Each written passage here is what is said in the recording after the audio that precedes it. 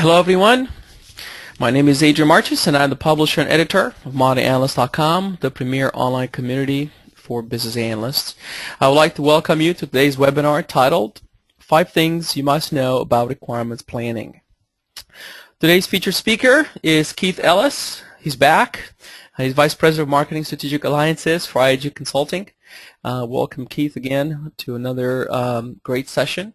The webinar will last approximately 60 minutes, including a Q&A session at the end. So make sure to submit your questions in advance using the questions feature of the webinar software. I would also like to say thank you to IAG for sponsoring this event. And at this time, I will turn over to Keith to get us started. Thanks, Adrian, and I appreciate everybody who's going to join us today. I think, Adrian, you're telling what, 900 and what's the number? We're now up to 960. 960 people joining us today, so it should be a nice, warm, cozy event with just a few of our closest friends here. So, look, today we want to get down into the details of things you need to know about requirements planning. And really, today's session is a very deep dive. You could say it's also a deep dive into getting stakeholders on board with doing great requirements practices and keeping them engaged. That's what this is all about. How do you get people engaged? How do you keep them engaged? And how do you continue to move that process forward? There's no other stage in requirements, really, that is so salesy as this stage. And it's a place where analysts can truly strut their stuff. It's a place where project managers can truly strut their stuff and showcase the value you bring to the organization and the abilities that you have to move your organization forward to accomplish their goals and objectives. Now, what I want to do is give you a little bit of kind of preamble stuff. There's PDU and CDU information for this webinar. It's always on the last slide, and you can go pick that up. As soon as we get there, take a screenshot of it. Also, if you're interested in the slides, make sure you request them of myself or Adrian. We will turn around and send you those links, okay, so that you can have the slide deck. Adrian is, I believe, recording this for today, and you'll get that on the Modern Analyst site, or if you go to the IAG site, you can pick it up there. Either one of those two places you can pick it up, and you can get access to that if you want to send a friend or whatever it is that you want to do. And also, finally, this is as interactive as you want to make it. So I know we've got 900 and whatever it is people that are participating today. You know what? Ask your questions. Get them into the Q&A area. See how quickly I can go through those and make it a test if you want to, okay? But I will try to keep up with everybody. If I don't get a chance to answer your question during the session, then I will make sure I get back to you usually typically before the weekend. And Unri, if you could just send an email to either myself or Adrian. And the email address is on the bottom of the screen right now. It'll also be on the bottom of the last screen, and just make that slide request. I do want to open up a poll just to get a sense of where people are coming from, if you don't mind. Just give me a sense of where you're coming from. Do you guys do today requirements planning? Do you do requirements discovery management plans today? Give me a quick review of that, okay? Give me a sense of where you guys are coming from.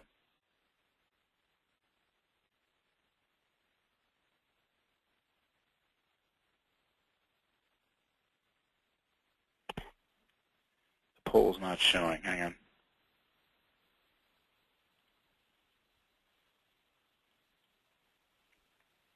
There we go. Hopefully the poll is now showing. No, I think you closed it. Let's. Okay, so for whatever reason the poll's not showing, but it's kind of like it looks like I got about half people kind of coming in saying yes, some people saying no. Let me see if I can get this going again. You know what? We might have lost our poll. That's okay, guys. What I can do is just kind of speak a little bit to both sides in terms of it looked like I got about half the people saying yes, number of people saying no on the way through. So let's continue on and just continue and not worry so much about the poll. For whatever reason, it didn't execute the way it was supposed to today. What are we going to go and talk about today? We're going to talk about leveraging requirements as a value-add activity. And if you treat requirements planning as just another document to build, frankly, you failed. It's a challenge. That's not really the value add. The value add is in locking consensus on what constitutes great requirements, that's the process, and what's the process going to be on this project, and what is the commitment of the business in supporting the initiative? That's where that value add is all about. So how do you get that to work for you in your organization today? That's what we want to focus in on. We want to talk about building and keeping stakeholder commitment. A lot of you said no in your Q&A area. And so if you said no, let me ask you something. For those of you who said no, are you having trouble keeping stakeholders engaged in your requirements process? How many of you who do have trouble keeping stakeholders engaged are doing requirements planning? And I'll bet it's pretty close, to zero. So if you're doing requirements planning well, you will tend to keep your stakeholders much, much, much more engaged, okay? It's really part and parcel to the same kind of thing. As Andrea is basically saying, yeah, you know what, there's a lot of change management in there as well. There are many, many kinds of things that you got to do, but it starts with setting expectations, keeping those commitments, and building that commitment to a particular plan of action. And I want to talk about the inputs and actions, okay, not templates. I'm going to share with you a template, by the way. I'm going to show you what one of these things look like. But those are not really rocket science. I could do that in one slide, 5-minute webinar, we're up and done. What I want to do is show you the inputs and the actions. How do you go about doing this and executing it well, okay? The template itself, again, very, very simple. I'm going to show you one, but it's the inputs and the actions that are the tough stuff of requirements planning, all right? Now, about IAG, because people, people need to know where we're coming from. We're an organization that specializes exclusively in requirements definition and management. That's all we do in life. We've done well in excess of 1,200 now. In fact, that 1,200 number's been around for about 4 years. We're probably well over 1,500, 1,600 projects at this point in time. Most of the time, people don't come to me and say, hey, Keith, I got an easy one for you today. They usually are coming to me with something it's bigger, it's uglier, it's 30 to 300 stakeholders. We're doing one now that's something in excess of 200 high-level business use cases and 150 or so business stakeholders and 10,000 hours to assemble the actual requirements itself on the project, and we're going to cycle that in a very short period of time. The issue for many organizations is how do you then coordinate so many people? How do you work together even with 10 or so or 15 or so people? In fact, many of you probably have this common experience. 3 or 4 of you as friends got together and had to decide on a restaurant that you wanted to go to. It tends to be difficult to coordinate behavior amongst a largish number of people, right? So we specialize in this, and we specialize in the area of requirements. We engage in one of 4 areas. One is we do projects for organizations. The second thing is people could look at what we're doing and say, hey, we really like the stuff that you do. We like your approaches, IAG. Can you internalize those? Can you help us to implement those within our own organization? We help people do that routinely. We help to train business analysts, and we've trained something in excess of 30,000 analysts or 40,000 analysts over the years. And the last thing we do is sometimes organizations are just broken in this area, and they really need the Requirements Center of Excellence put in, whether it be turnkey, us managing it or they're managing it. They really need that transformation to happen, and sometimes they need technologies that are supporting those Requirement Centers of Excellence. And we work with many, many different technology partners, and if you're interested in that kind of thing, just reach out and we can have a conversation about it. So let's look at the learning objectives, okay? And I'm going to accomplish these 3 things. If I don't accomplish these 3 things, make sure you send me your cranky email, all right? Because I want to make sure we're doing more of what you want, a whole lot less of what you don't want, and that way we can continue to make these sessions much, much better for everybody out there. But there are 3 big things that we need to accomplish. One is there are 3 big mistakes that people make. What are they? And it's candidly, most organizations are not particularly good at requirements definition management. So all of you who said, hey, we don't really do this, it is what it is. There are different mistakes that people tend to make, and it is what it is. It's not taken away from anybody. What we're trying to do today is really give you some advice and some ideas. How can you take this forward and really change the playing field for yourself? The next thing is there are 5 things you really need to know in terms of the value add. Where is this coming from? And how does this link between the PM role and the BA role and how these kind of come together? It's very techniques oriented in here, and I want to tell you how to go about doing some of this stuff What do you look at? Where do you look? How do you think about it? And how you pull those elements together? And then you need to know what goes into the plan. So certainly at the end of the day, there is a requirements plan that gets delivered. People sign off on the plan. Let me give you an example of some stuff in that area. That way you've got some ideas of what you might look at. So let me take a test, okay? And you can stick the answers in that Q&A area if you want, just to kind of continue the dialogue, get people warmed up and actually asking questions. But the test is basically, I want you to read each of the questions and assign yourself a score of 1 to 5, okay, for each of them, and then you can stick the sum of that in the Q&A area if you really want, or just keep it to yourself. The quick survey is basically requirements is a black hole in the Gantt chart, meaning you don't have any fidelity. Is that something that never happens? Give yourself a 1, or is that something that always happens?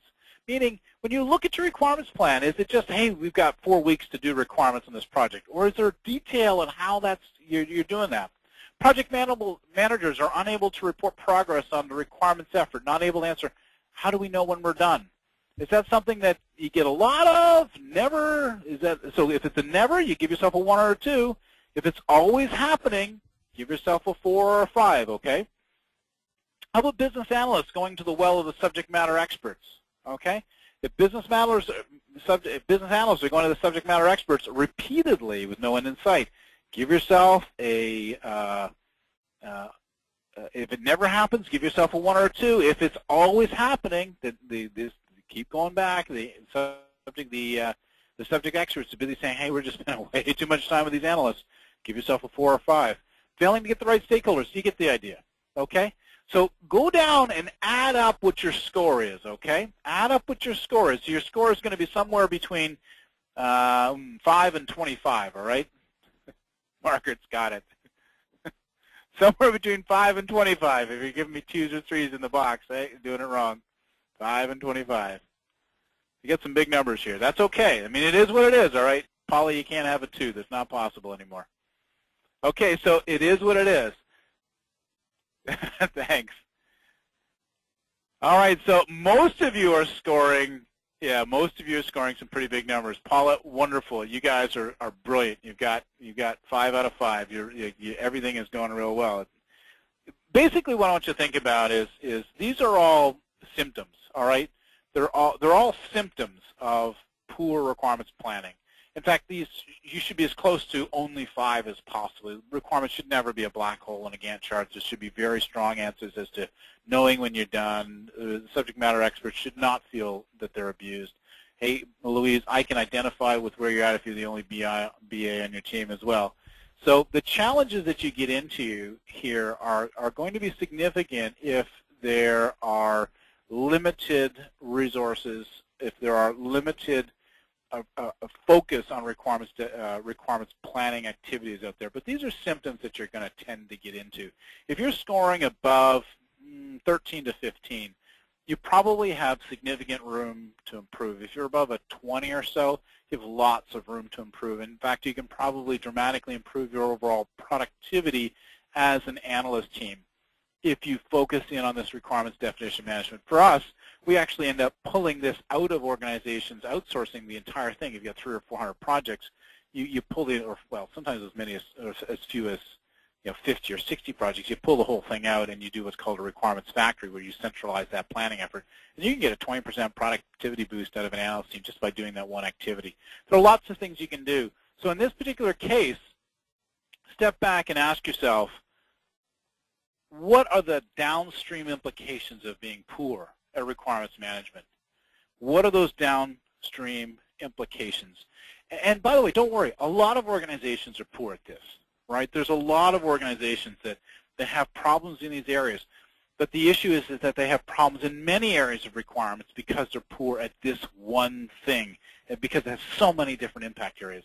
So let's talk about some of those crossover things. This is one of those few areas where it really crosses very heavily across the PMBOK and the BABOK. And so it's arguable which area of responsibility this falls into. And in fact, because it's both. In both cases, when you look at the PMBOK, scope management is clearly part of the role of the project manager. And inside there, you've got specific deliverables that have to be produced, including the requirements management plan, oddly enough, which is what we're talking about today. In the BABOK, obviously, it's a core competency that we would expect to see in a business analyst, and that's, all of those are key. But more importantly than either of those, in terms of hey, you've got some specific, as a professional who is out there practicing the market, you've got specific things you must be able to produce, okay? That's important. But what's more important than that is that it's a litmus test for the project managers. The quality of, oddly enough, this is going to be frightening for some of you, okay? The quality of your requirements plan is very predictive of your ability to produce high-quality requirements in and of themselves. Oddly enough, the two are very tightly linked, okay? So if you're out there and you're assessing an organization and you realize that that organization is very poor at requirements planning, there is a very, very high probability that that organization will also be extremely poor in terms of requirements and will also be extremely poor in overall requirements and overall project control. So it's predictive. It's very, very predictive of your overall performance as an organization. It's certainly one of the first things you should start looking at if you're going to make some improvement. Let's take a look at the changes that were introduced in 2008 to the PMBOK. And this has got a lot of business analysts that are on the, yes, PMBOK, Dave. So there's a lot of business analysts on there. You're not as familiar with PMBOK, and this is one of those kind of crossover areas, as I had mentioned, okay? Because when you get inside of PMBOK and you look at what the responsibilities are of a project manager, the project manager has this thing, project scope management. And inside project scope management, there are specific areas like collect requirements as one of those things. And there are some new outputs that are expected of project managers in the scope management, including a requirements traceability matrix.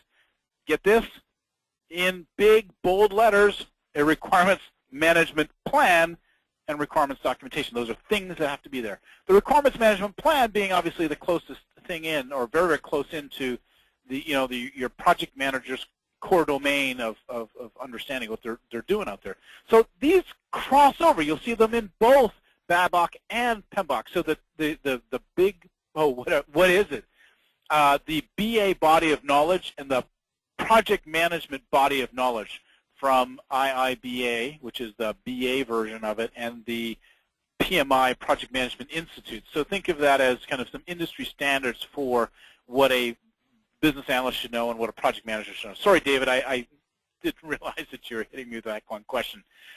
So in between, if you look at what people as professionals in our industry should know, those are two core areas, and it crosses over. It's one of these key things that the project managers, if you went back, oh gosh, even 5 years ago, you probably would not have seen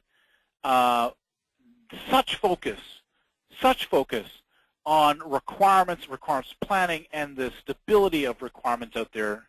But now it's starting to change a lot. So when you see that kind of thing, it's just saying, well, wait a minute, this is an area that's increasingly important. When you see how predictive it is on overall quality of requirements generally within an organization, you start saying, wow, this really can have a big impact. And I tell you right now, it's the one area that more than anything else as a BA, if you're doing this well, you can really, really shine, okay? So what are some of those pitfalls? When we talk about pitfalls, we talk about what people traditionally do. And oftentimes, it's one of these things where people try to do it and they go into a corner and they fill in some forms. And that's not good. That's really one of those big, big pitfalls that you can fall into. But let's talk about some of the others. Big mistake number one. Thinking simply about requirements gathering, okay? Requirements gathering is just one piece of an end-to-end process puzzle. People step and they say, okay, I got to go do a requirements plan, and kind of your brain locks up, because, you're thinking it's pretty simple. You're going to go out there, and, my requirements plan is basically going to go out there, and I'm going to ask the stakeholders what they need. That's it. I mean, how much more do you want? And then I'm going to write that down, what they say. And that's it. And if it's a $20,000 thing that you're trying to build, then that's probably okay. That's going to work. If it's a $2 million thing that you're trying to build, it's probably not going to work as a requirements plan because it's not specific enough. It doesn't tell you, well, how much time do I need with those stakeholders? And is that stuff that I'm going to do with respect to scope? Is that stuff with respect to gathering the requirements itself, modeling it, communicating it, Analyzing those requirements, where in here is this really impacting, okay? And so what you need is to sit back and say, let's not just think of gathering. Let's think of the entire end-to-end of what it is that you're looking for, okay? Louise, I'm not quite sure I understand the question.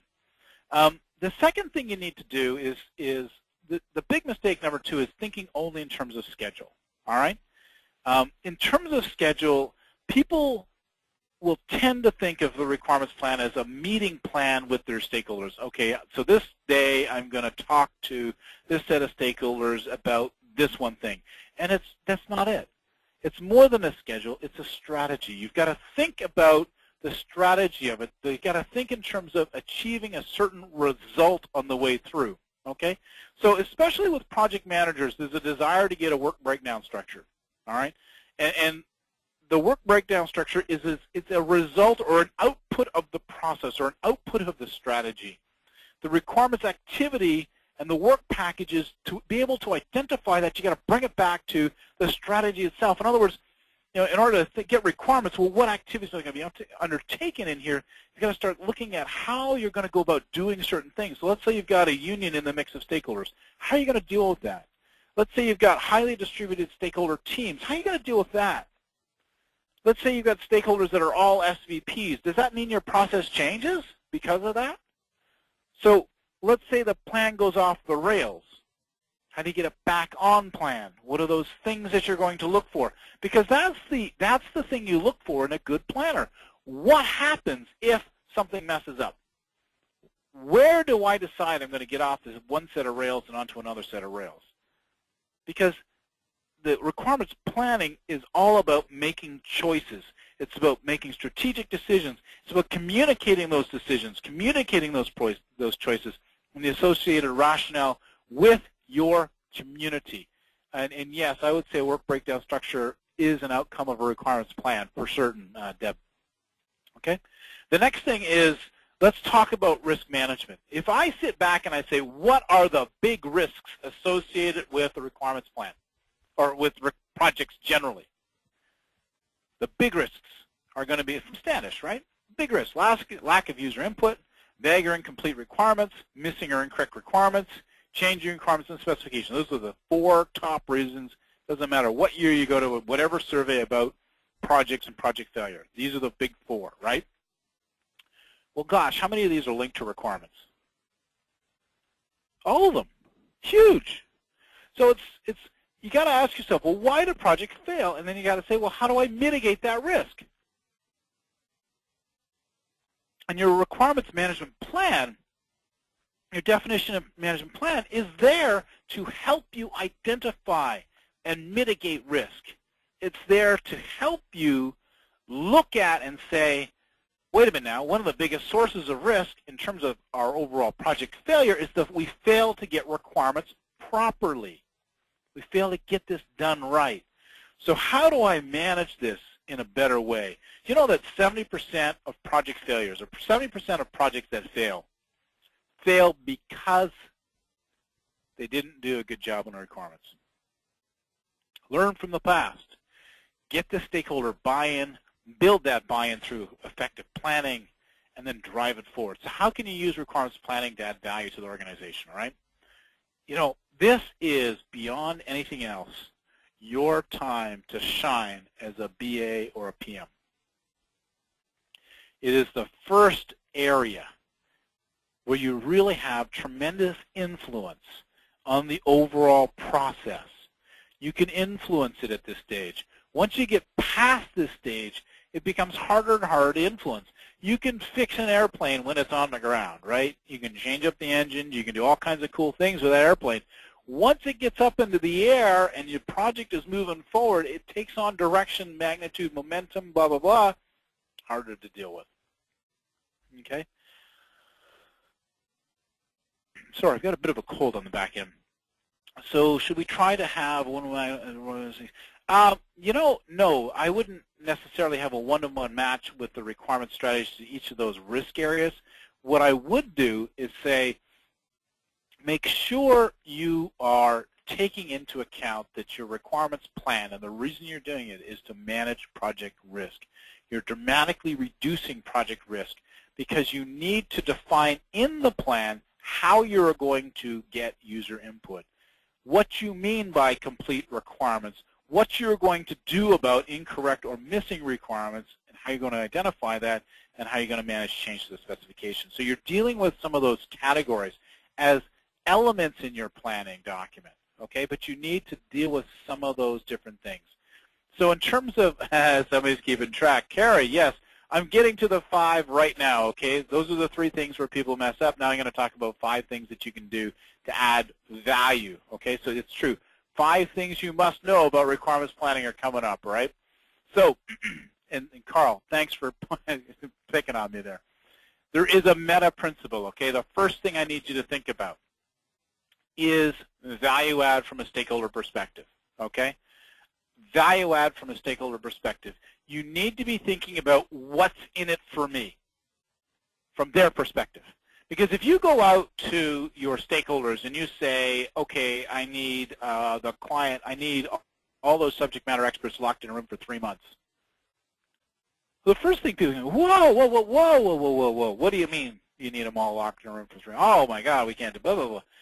You have to be able to express yourself in their terms. You have to be able to express yourself and, well, wait a minute now. We need to look at this one particular business area, and it's, you know what I mean?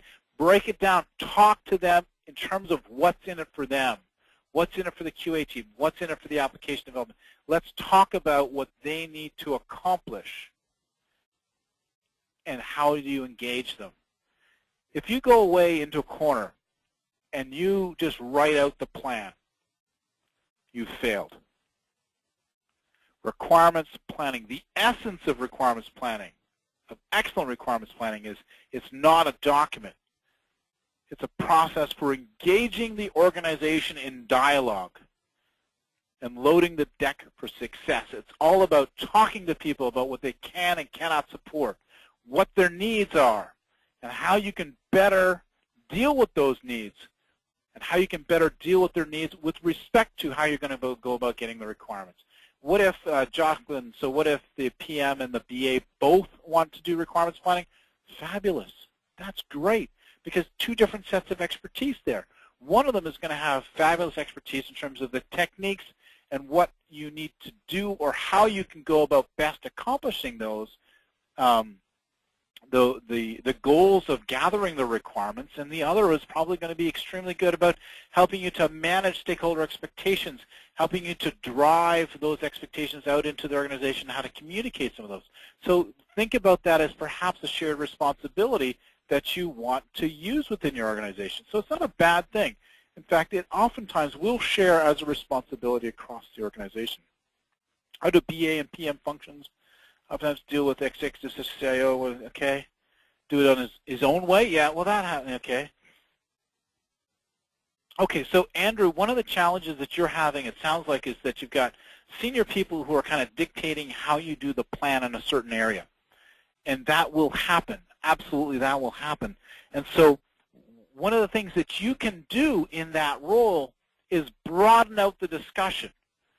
You can broaden out the discussion to say, okay, I understand, and with the greatest respect, I understand your thoughts on the elicitation area in terms of how we're going to gauge this aspect of our stakeholder interaction.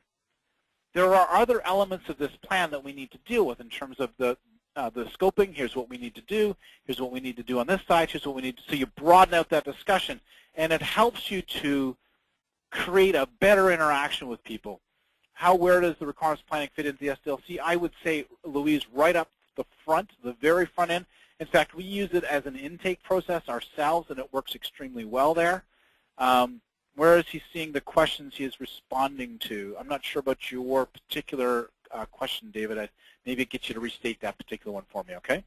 But be prepared to explain to each stakeholder requirements planning and what it is from their perspective. Where's the benefit? So whoever it was that was talking about their CIO, there's a great benefit in here to the CIO in terms of understanding how much time is going to be required of the organization to do this. So use that. Value add number 1. Here's where whoever was counting. It's Carl. You're going to get to number 5 here by the end of the chart, okay? The first thing you're going to do is it's all about stakeholder expectation setting, okay?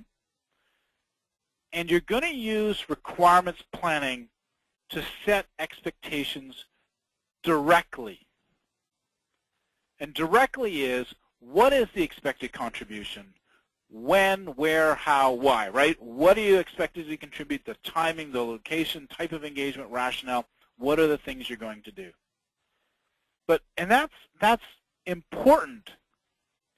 But even more important is that indirect expectation setting. In other words, directly you can work together with a team of people, and they will make certain commitments to you. So you'll say, here's the plan. Do you guys buy into this plan? Can you commit these resources on these dates? And you kind of get a yes or a no, right? Because they'll either book the meeting or they won't. So you kind of work that through that way. The next thing is, though, however, is when you use the requirements planning mechanism that I'm talking about here, you're also setting an indirect expectation that this time we are managing this project very professionally. I'm going to tell you what it is I'm looking for, and you're going to commit those resources. If you don't, we're going to debate it in terms of whether I do or don't. But if you can't make those kinds of commitments, all right, well, how do we shift the plan? Can we tune the plan? Can we work the plan together so that we both meet what it is that we need to accomplish in here? And if we can't do that, then obviously we need to escalate, right? Because we just can't do this project the way we want to do the project. Is it valuable? Okay, well, we need to get access to the people to be able to do what we need to do, right? So there is an indirect expectation that you're setting in here that is very, very powerful, because it's all about building your credibility as well. If you do these things in this way, we will be successful together, and you build on that. And it really sets your credibility, and it really allows you to shine as the go-to guy that can get stuff done for the organization. Number 2, use requirements planning to confirm your resource estimates, because you need to step back, and many people, they kind of, when you say, well, how long to do the requirements, say, oh, look at their thumb, and they stick it up in the air and see which way the wind's blowing, and are people going to give me a week? Are they going to give me 2 weeks? Am I going to get 3 weeks? Like how many days can I get with the stakeholders and meetings? And you can't do it that way. You've got to pick a baseline. You've got to pick a common unit of work for your company, something that you understand, whether it be a use case or a user story or an event. I've used all 3 of those as work breakdown or as requirements breakdown structures. And use cases is what we tend to use the most. And then you've got to say, well, how long does it take me to do the requirements for a use case, right? So that helps you to determine and stabilize your assumptions. It helps you to stabilize your work estimation. Because if you don't know how long it's going to take to do something, it's very hard to get stakeholder commitment on a specific amount of time that they're going to be available. And then you look at that and you say, okay, what's the scope of analysis? How many units of that kind of work? How many use cases are there? How long or complex are they? How long on average does it take you to do one of those? And then you plan your iterations around it, because each iteration will have its own set of work products around the high level, mid-level, lower levels of detail. Let me see if I can knock through some of these questions as I go through. So Bennett, why should so much effort be put into planning and execution, gathering, major one? Okay. So so Bennett, what you have to think about is, if you are dealing with a very small project, then yeah, your planning activity might take you all of a couple of hours. Go sit down and go have some good conversations with the stakeholders.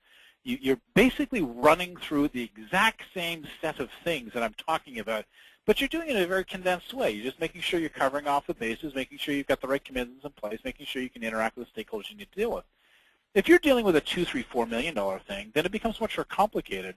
And frankly, when I'm dealing with a $70 million thing, and I'm organizing 150 stakeholders in through 10,000 hours of meetings, man, this has got to be crisp, because you're communicating across so many people and all of their management and all of the workforce teams outside their management areas. All of those people are involved. So the bigger your project, the more this becomes something that is absolutely critical. And as you get larger and larger, you've got to maintain and manage that stakeholder commitment on the way through. You've never done requirements. Rajav,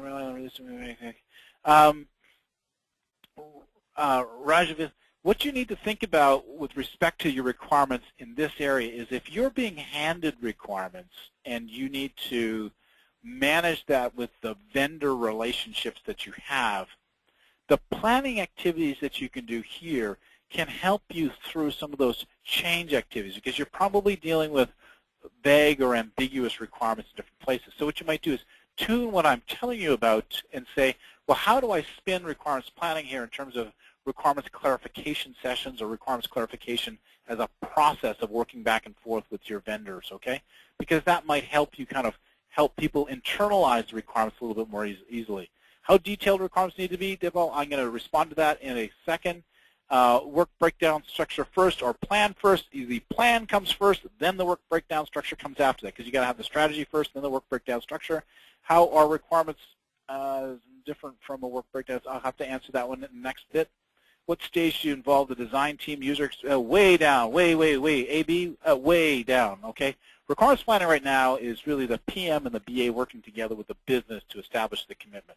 Agile iterations, you guys are just trying to see how many of these questions I can ask and how fast I can do this.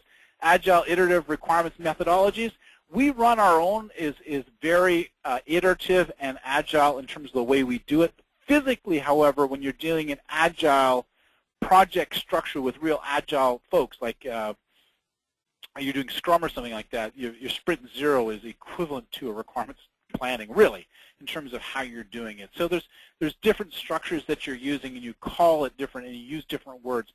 This structure I'm giving you here is much more of an iterative methodology, as you can see just from the detail structure that I'm putting in front of you, that you've got high-level requirements and you've got work products to both the business and IT, mid-level business and IT, and low-level detail business and IT driving out the requirements. It's much more of an iterative structure in terms of the overall deliverables. But what you need to think about from requirements planning is how does that work? What are those interim deliverables and what are you trying to deal with? The next thing that people have trouble with is communicating at a level that there's transparency. If I tell you I need all your stakeholders locked in a room for 30 days, you're going to say, oh, yeah, right, no, not going to do that. Forget it. But if I break down supply chain systems and I say, okay, well, look, supply chain systems is the main area that we're looking at, but it includes all these things. This is what we need to look at. We need to look at the CRM, product supply, operations, warehouse, customer service, inventory management, control, blah, blah. And I say, okay, I need those guys locked in a room for 30 days. You say, wow, that seems like a lot of stuff, but I think we can get it done in 30 days. If I tell you instead, well, transport itself is trip editing, driver payroll, regional scheduling, carton optimization, carrier optimization, and by the way, for that one area alone, we're going to need about 7 business days to go in and deal with that, okay? Because it's about 2 days each to really get down into the details of how and they're going to say, "Are you kidding? Driver payroll or regional scheduling is so complicated. That piece alone is going to take you a week. And by the way, there are 10 guys and they don't get along. This one, the more detailed you get in terms of what the pieces are, the more you break it down, the more people realize what it is that you need to analyze. The more you break it down and you get down to those unique activities, that fidelity, okay, that detail is what I'm going to call fidelity. It's the level of richness in the understanding of the pieces of what it is you're looking at. The fidelity itself creates manageability, because when you get it down to this level of specific activity, or use cases, trip editing, driver payroll, etc., that you need to look at, right? You can get the requirements as either done or not done for driver payroll, done or not done for carton optimization, done or not done from trip editing. So you're breaking down a very, very large-scale project into sub-component pieces that are much easier to deal with. The elements themselves have better stakeholder participation because they have got a more logical connection between a set of functionality that people are going to use and a set of stakeholders that are out there that need to use that functionality. Plan becomes much more credible. Plan becomes measurable because you can say, I'm going to do a carton optimization in a day, and you either did or didn't do it in a day. That's basically a closed-loop process. So you can take very, very large scale, like this one in front of you is like a $700 million project. So you can take a very large-scale project, and you can break it down into component pieces. What I didn't tell you is that this is a real project from a Fortune 5 class company. So it's very, very large, and you're able to take it down to this level of detail in about, the trip editing, etc. You can take it down to that level of detail in about 10 business days, right? You can drive it down there and get it all laid out so you know what people need to be in what rooms at what time to get through the discussion in here. So, guideline number 4 for I think it was Carl who was counting. Guideline number 4, coordinating business analysts. Somebody says, how do I know how much detail? A use case is not a use case. You have to sit back and say, use cases can mean many, many different things to many, many different people. But this is the way you get down and you describe what you need in terms of detail. Because there are 5 characteristics, okay? There's the focus, process level, business activity level, task or function level. That's the level of granularity that you can have on a use case. The style, it's either formal or semi-formal. Some people have very structured, extremely formal documentation style in terms of what they're putting into tool or whatever it is, or semi-formal. The detail, high, medium, or low, which is comprehensiveness. In other words, I can have a process level use case with 5 paragraphs of information, very high level of detail. Or I could have a task function level with basically a noun-verb combination, low level of detail. All right? So what is it that you're looking for? As you go down more and more granular, if I just have a flow chart, literally I have noun-verb level detail. It's very low level of information. Black box versus white box. What that means is if I have a black box functionality, it's like Visa card process. All right, so I'm going to validate the Visa card. There's no information in terms of how that goes and how you go and do that. White box, you're actually filling in all of that information. You're putting in the algorithms, all the business rules. The type is business versus system. So those are the different elements when you're starting to get into the communication. And if you're not communicating to that level of detail, your analysts can't get coordinated on the effort of what it is that you're looking for. And you've got to communicate the goal of analysis. So at this stage of the requirements process, we want it to this level of detail across these different areas. And you need to communicate the specialized techniques or tools that are going to be used at these different levels. So from my perspective, you can take a use case down to a certain level of detail using some set of techniques. To go below that level of detail and really get into the granular weeds, you're using more rule-centric techniques to do that. So how do you go and do that? If you're not using use cases, there are other fantastic techniques to do the same thing. It's an offline question, Conrad, you'll have to ask me about because it's a long discussion. The last thing I need you to think about is lessons learned, okay? When I talk about lessons learned, most organizations, they do end of project closeout meetings where they say, oh boy, yeah, gosh, we really buggered that one. This is what we got to do. They don't think of it as the requirements planning stage is a wonderful time to think of lessons learned. Hey, last time we did narrative documents. This time, and we ran into X, Y, and Z problems with that. We could flow this much more easily into our enterprise architecture tools if we use documents with models. Why don't we think about doing that this time? Last time we did elicitation using interviews, and we basically serially interviewed the people. This time, why don't we use a mix of elicitation techniques? And how are we going to incorporate that in? Last time we didn't do a peer review. We had problems with respect to documentation, very serious. This time we're going to do this, right? So engage that conversation about what it is to be done. Engage that conversation about what it is to make improvement and actually do a better job on the requirements. Engage that conversation with your steering committee. Engage that conversation with your technology team. Engage that conversation with the people who are your stakeholders, because what is it that we're going to do better this time in terms of the way we're doing the project? Use requirements planning as a way to apply, okay? So what material needs to be there in a requirements plan? And this is the question that different people were asking. Let me give you the subject areas that you need to deal with. Having the project resources. Who is doing what, all right? So describing and documenting the stakeholder and participants that are going to participate, the respective roles and responsibilities for each of those people. Yes, Kimberly, the actual documentation or capturing the lessons in each associated with it is part of what you should be doing in requirements planning, because it will guide and shift your strategy and it will guide and shift the deliverables, right? the strategy for each activity. So what are the basic activities that are going to be in your plan? Determine the choice or best approach for each of those, and don't forget the technology side of this, because if you're going to use technology, you got to train the people in it. You got to do X, Y, Z in terms of the overall structure of that, and it's going to shift what your deliverables look like. You don't want to be force-fitting it, right? Communications, I tell you, on a little project with 30 stakeholders or 20 or 10 or whatever the number happens to be, communication is relatively easy. You know what I mean? Like, you can drive it out. Depending on how long the project is going to run, you can run that whole process of communication. There's certain things you must do well, but you can run it fairly simple. But when you're dealing with something that's got 50, 70, 100, whatever it is, stakeholders, I mean, the communication becomes a full-time role on the project. There's a lot of work that you've got to do. There's a lot of stuff that you have to do when you're communicating that out into the organization. The next part is the high-quality requirements plan has to have decent, well-articulated work products. I mean, hey, you guys are doing the requirements, right? How do you know when you're done? Well, you've got to describe what done looks like in your plan. Describe the documents and the artifacts that have to be produced and the level of detail and the tests of quality that you're going to apply. Put that in the plan, right? And consider the production of work products that are going to augment your specifications document. So what needs to be there? What are the minimum conditions of quality associated with this? How are you going to test that?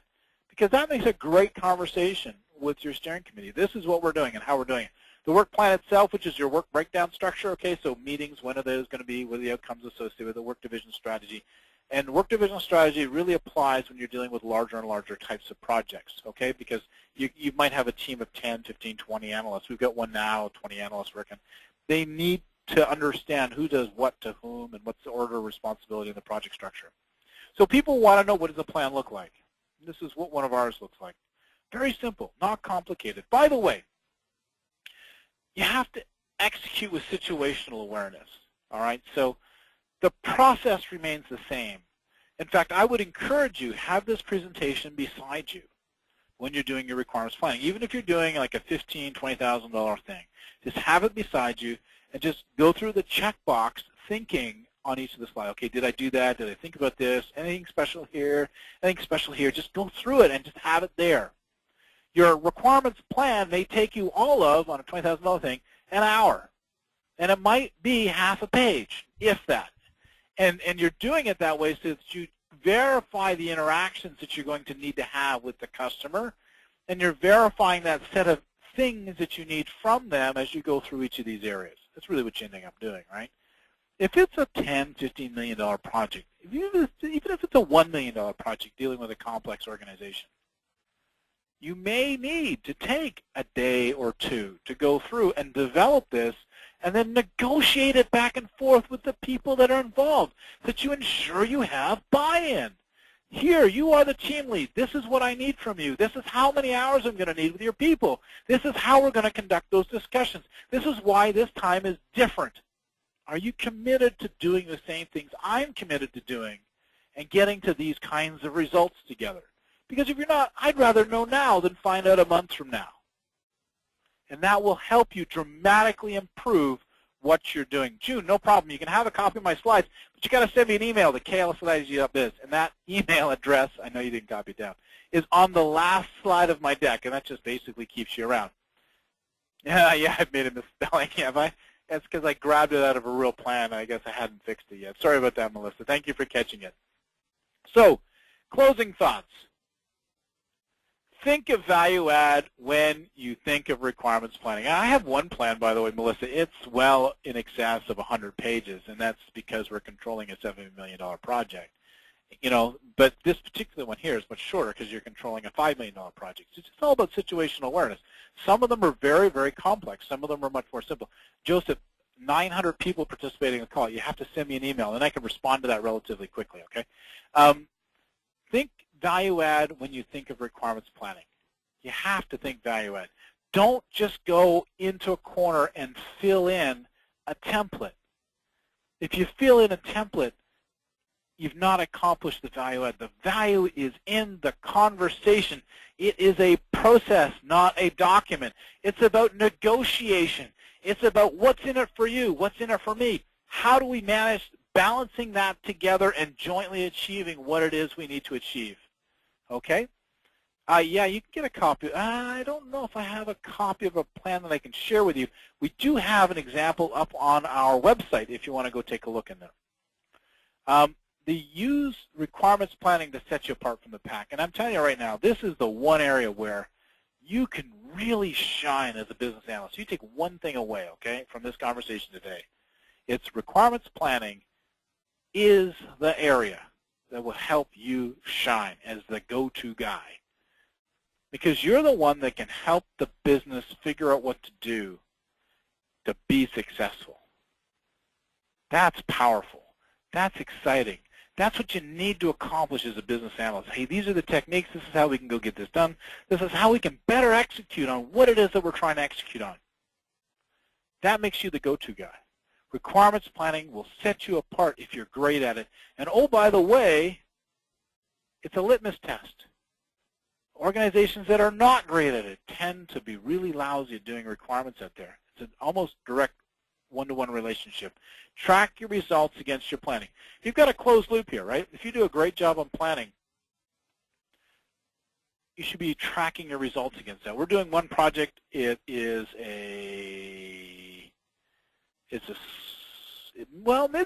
mid-sized, largest, $20 million project, client-side spend, and we are currently tracking plus or minus 3%.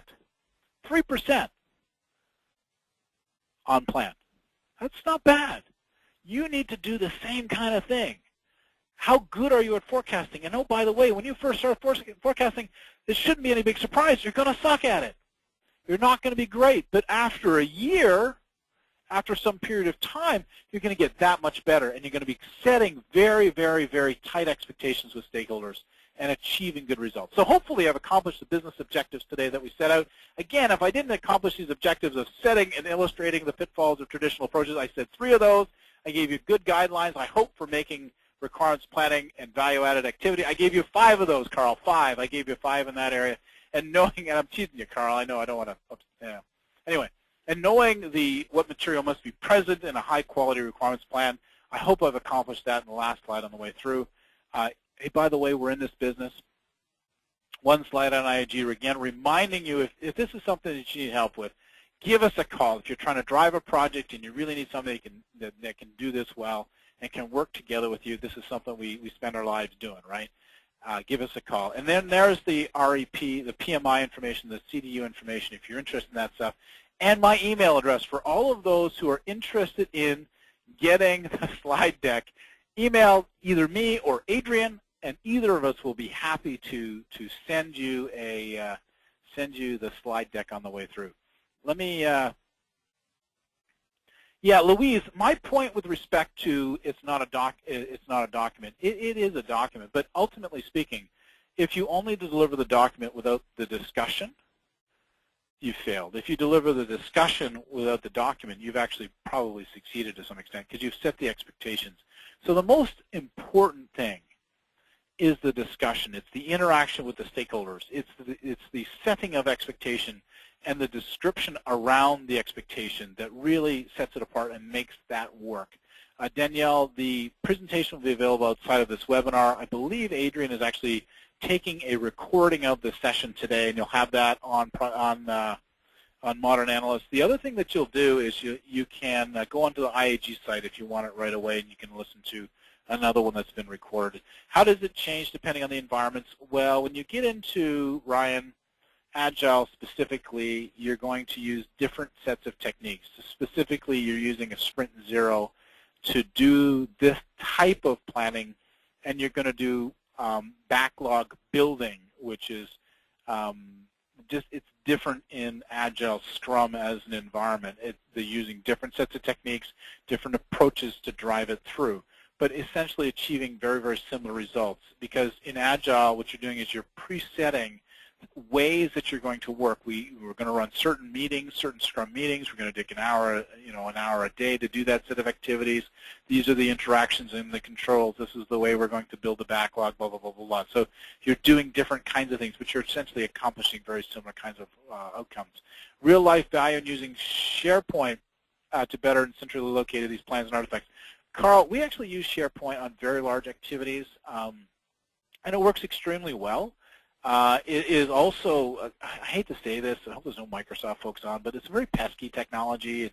There's certain things that are fabulous about it, and it's wonderful in certain areas. There's certain things that are pesky about it, just in terms of how fragile it is sometimes. So, yes, when you're dealing with large stakeholder groups, you have to have some mechanism for sharing back and forth large volumes of iteration-sensitive documentation, and you need technologies like that that can do it.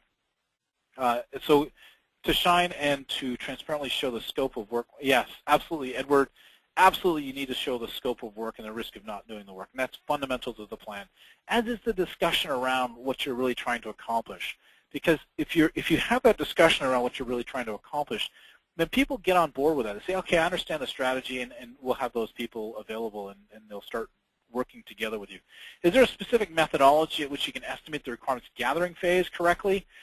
Yeah, Deb, it's, and I'm shortening up your name, Deb. So there are methods that we use ourselves, and part of that is based on experience, and part of it is based on at what stage you are.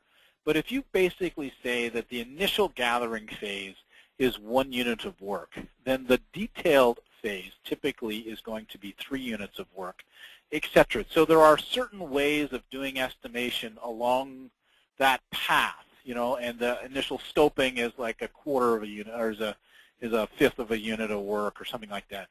So there are different mechanisms that we use ourselves based on those kinds of ratios. There are some good data out there from Gartner that can help you do that in terms of the amount of effort to any given stage of the project. Requirements itself statistically is about 18% of a project. The average project out there, about 18% of the resources are spent on requirements. Now, low maturity companies will tend to spend a lot less, but they also have much, much higher volatility in terms of on-time, on-budget performance. Very, very high maturity companies will tend to spend a little closer to 20, 21%, but the average company will spend in around 17, 18%, and those statistics just keep coming up over and over and over again. A bunch of studies have proven that. So you got to plan in around that as the total volume of stuff that you're going to do, but it's not all the initial gathering of requirements. There's the initial, and then there's the detailing, and blah, blah, blah, blah, blah, all the way down through. Okay, so hopefully that gives you some basic numbers. Where can you find info on the detail and work plan activities? If you go up on our site, Edward, to www.iag.biz, there are probably 100 pieces of content that you can look up there that will give you a lot of good information on the kinds of things you should look for. The other thing in terms of the plan and the activities, Edward, that I'd point you at is just go through this presentation again. Just have it beside you and look at it and say, well, did I think about that? Did I think about this? Did I think about that? As you go and build out the elements in your own plan. And then last question, Ileana, should the requirements plan be accepted by the stakeholders, or should it be an internal document? Personally, it depends on the size. If it's a larger project, then absolutely should be getting the stakeholder involvement and acceptance. Whether you make that a formal acceptance or not depends on your PMO and its processes. But personally, I like having a good conversation with a stakeholder, look them in the eyes and say, this is what we're doing, right? Okay, good. You're going to have these people committed, and this is who is going to organize the actual logistics of the meeting rooms and all the way down through. By the way, this is what we're going to be delivering as a sample delivery. You good with that? Okay, yep. And just kind of walk through every element of it. That way, everybody is on board, and you start talking through, well, how you can hand this off to the other organizations, and et cetera, et cetera. So with that, thank you very much for everybody's attention and time today. I need to turn this back over to Adrian before he kicks me off the line. No, I wouldn't do that to you, Keith. Thank you, Keith, for a very informative presentation. I see lots of great feedback, and thank you for those that are sending thank yous to Keith, because I know that gives encouragement to do more and continue to provide you with lots of useful information. So thank you again to all of you who attended the Modern Analyst webinar, and thanks again to Keith for, again, a great webinar presentation. I want again to remind you, as Keith mentioned, that the webinar along with the slides will be archived at ModernAnalyst.com on the webinar page within a couple of days, so you will be able to not only download the slides, but also you'll access the recording presentation. Thank you again for attending. This concludes today's event. Have a great day.